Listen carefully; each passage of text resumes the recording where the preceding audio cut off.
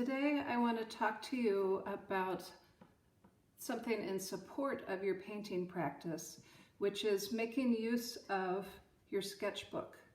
And I know at this point in time, many of you don't have access in a quick sort of way like we often do to art supply stores. And even if you're able to order, it may take a while for supplies to come. So first I'm going to talk a little bit about Sketchbook and then how to make one for yourself.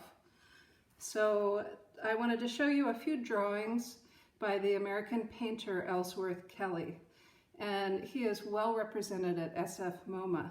If you go online, there's a video. I may link that video to our discussion page.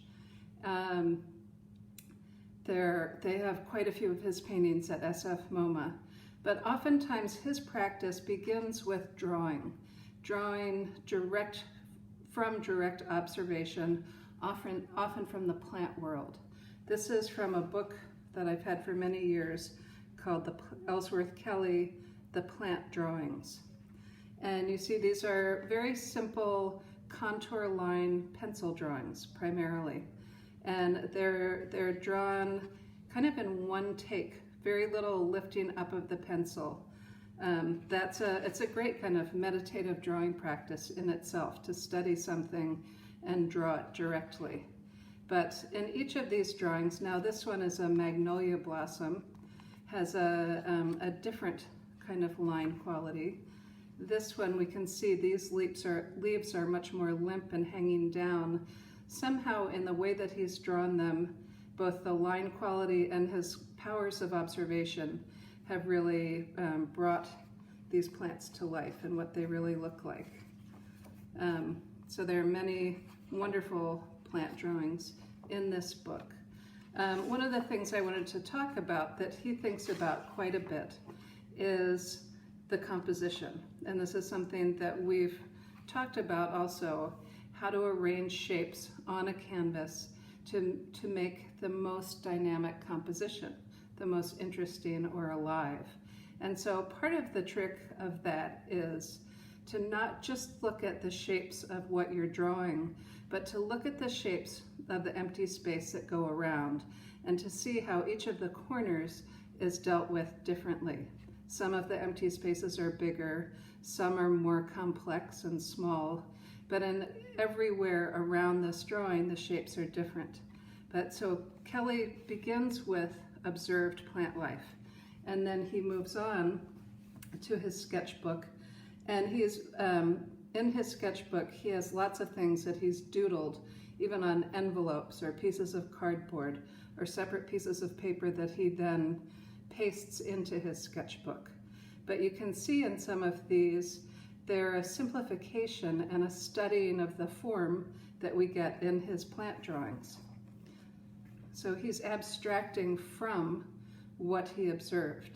And then you can see he does little small thumbnail sketches in color also. So he's both working out the arrangement of shapes and he's beginning to play with color, but all in a very small format so that not every painting, when he goes to work on a larger painting, he's not figuring it out necessarily right then on the spot. He often has worked out little ideas of composition and color ahead of time. And you can see he's painting on bits of newspaper and taping that in, and more odd bits of paper. So, and then these start to look a little bit more like what his larger scale paintings look like. And this book is a wonderful book also. It is called Ellsworth Kelly Tablet. And it's very kind of welcomes us into his visual thought process. So I will clear this away, and our next adventure into making use of materials we all have at hand, at least I believe we do. I've noticed recently when I go grocery shopping, they have had brown paper bags and they don't want me to bring my own bags in. So, you know, the good old classic brown paper bag. And so what I've done is I've cut down one side, and now I'm cutting out this bottom piece.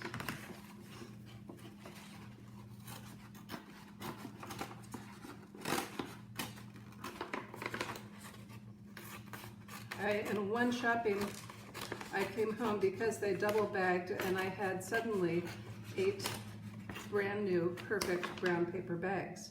So by cutting off the bottom, I've got this bottom piece that could be used for something. And then if you wanted to work really large, you've got this large rectangle here. You could use this whole piece. Of course, you can take these handles off fairly easily. And don't throw away the handles. We will make use of almost every bit of these bags. So you could have one very large painting here. You could just cut it in half and have 2 almost square paintings. So I'll show you a few things that I have done. This is from one paper bag. I cut down, I evened off the edges, and I got 2 pieces that are 12 by 14. And you can see what I've done is I mixed a fairly soupy version of a warm light gray. This is white, matte medium, water, and a little bit of brown.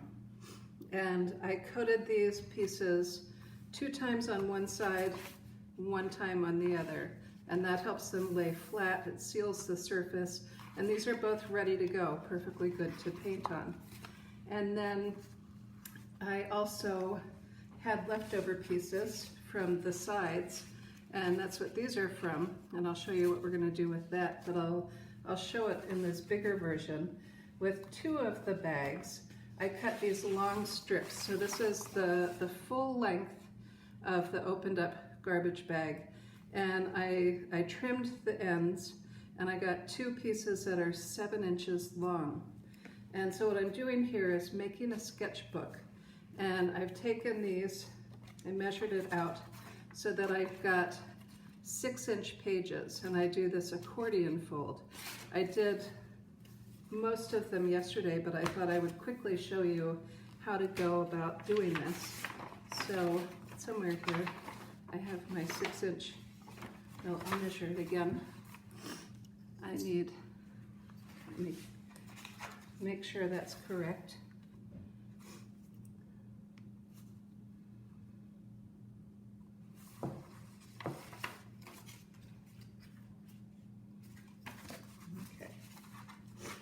Actually going to measure off of one of these, since this is going to be going with what we have. So I just take this and I put it right up to the edge, and at one end I give myself a little mark, and then I take this so the mark is on the bottom, and I come over, my mark is right here. I'm sure it's hard to see in this video, but I come and I put my fold right where that mark is. And then what I want to make sure is this could be anywhere, it moves around, so I want to take it and line it up so it really is parallel on both sides. Then you come to the middle and press your seam from the middle out. I have something, this is a bookmaker's tool, it's called a folding bone, and that helps to kind of really make that crease sharp. You could also use your thumbnail. If you make a lot of these, your thumbnail gets sore. You could also use a spoon. Then I come and where the edge of this paper is, that's my new marker. So I make sure that my fold starts right there. Again, I make sure that the edges of this line up so that there's no overlap. I score and press out from the center and use my folding bone, flip it over. So in between each time you fold it over, and then you use this piece here as your guide. Now sometimes, like, I've already got a fold in this paper that's not in the right place, so I have to make sure that I get my fold where I want it to be. And then again, line it up, press it out from the center. I will do this scoring or smoothing with the bone on both sides. And keep coming, flip it over in between each time, and then from the center out.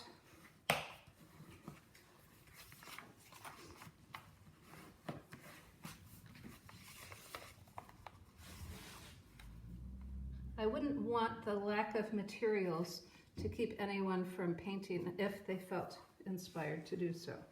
So that's why I had this thought about how do we make use of what we have already in the house.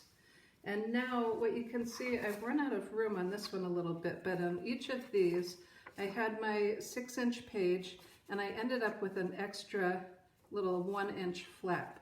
And what that inch flap is for is I put the glue on that edge, and then I take this page and I glue it onto here.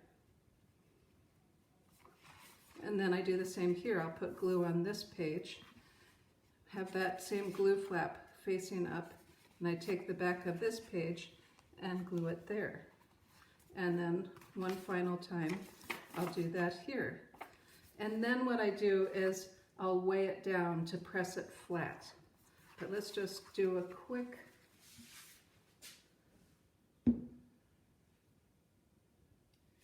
glue job.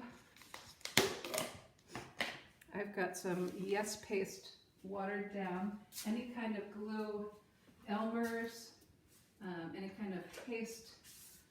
A glue stick will work, but it's not going to be the best because it's just not that strong. Here's another trick with gluing. This flap is what I want to get the glue on. So I put this under here, and that way I can make sure that I get glue on this entire surface. It's okay if I kind of slop over the edges a little bit with this, because it's not getting on the actual book. And I take this out, bring this page in. I want this like that. So I bring this over and I get it lined up right on that surface. And then I pull the page and make sure that it, once again, like when I was folding, that the edges of the pages line up. And then I can press that down. I'm going to take another one of my little scraps of paper here. These were left over from my color demonstration. I have them handy on my work surface. And they can be reused once the glue dries. So there, you want to be generous with your glue. Come in with this page, put that right on that glue flap. Again, make sure that my pages, the edges of my pages line up. And I come, lay it down, and I take my final little scrap and put it here. And I glue up this edge.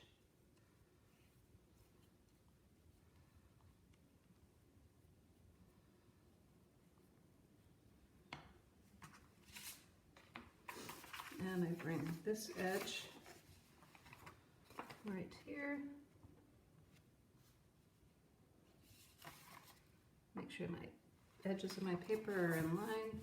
I fold this down, bring this down, and then what I'm going to do is put something on top of it to weigh it down. So I'm going to put this piece of cardboard that I have on it, and then I have a couple hand weights in the studio, and I'm just going to let it be weighted down and glue for a while. And then I'll quick show you what I've done is I've taken one of the bottoms of the brown paper bag, and it's going to be the cover of my sketchbook. But by itself, it was just a little bit too short for to fit all the way over the cover. So I took two pieces of the handle and I glued it on either side, just to give a little bit extra, about, I don't know, a little bit more than a 1/4 inch extra on either side. And so then once my initial book is done drawing and really nice and pressed by the weights, I'll take one of those end papers and glue it in along this edge. And I'll fold this in half. I'll give a little bit of a gutter, maybe a 1/4 inch width of gutter along the spine. And then I'll have this as my little sketchbook. And what I did with this, you can see there's a slight difference between these two, possibly. I put matte medium on this surface on both sides. This is the one I just cut in this demonstration. So this is sealed, and you can see you could also paint on it with the white or gray or any color that you want to be your base color. But here, I will photograph it once it's all done. I'm going to have a little sketchbook, and I think it's going to have about 24 pages. And then I thought I might also make a miniature sketchbook with these thin strips that were on the side when I cut out the two 14 by 12s. So this will be a little mini sketchbook.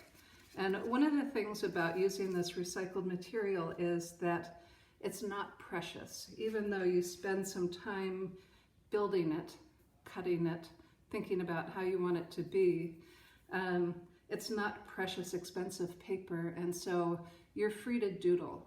And the first slide in our lecture this week about geometry and nature showed a page of doodles of Leonardo da Vinci. And I'd like to encourage you to have some kind of scrap paper or sketchbook or something that you make from a brown paper bag. Even this is a piece of corrugated cardboard that I've cut to a shape that I like and put gesso on, so that you can use any materials that you might have lying around your house and keep working. At least keep thinking visual thoughts and expressing them to work through ideas for your paintings that are to come. That's it for today. Thanks.